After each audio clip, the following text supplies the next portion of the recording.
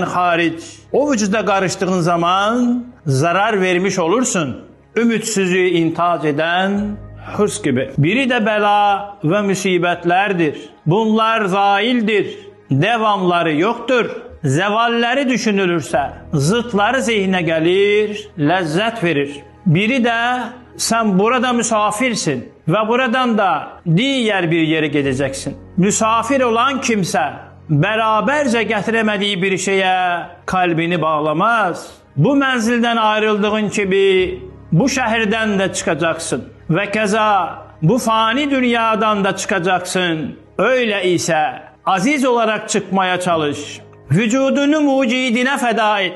Mukabilinde büyük bir fiyat alacaksın. Çünkü feda etmediğin takdirde ya badi heva zail olur gider veya onun mülkü olduğundan yine ona rücu eder. Eğer vücuduna itimat edersen ademe düşersin. Çünkü ancak vücudun terkiyle vücut bulunabilir. Ve keza vücuduna kıymet vermek fikrindeysen o vücuttan senin elinde ancak bir nokta kalabilir. Bütün vücudun cihat erbasıyla adamlar içerisinde kalır. Ama o noktayı da elinden atarsan vücudun tam manasıyla nurlar içinde kalır. Biri de dünyanın lezzetleridir. Bu ise kısmete bağlıdır.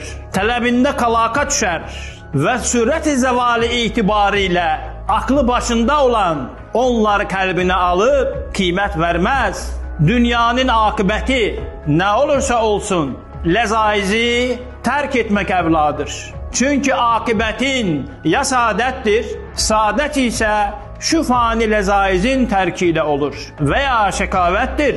Ölüm ve idam intizarında bulunan bir adam sehpanın tezyin ve süslendirilmesinden zevk ve lezzet alabilir mi? Dünyasının akıbetini küfür saikasıyla ademi mutlak olduğunu tevehhüm eden adam içinde terk-i lezaiz evladır.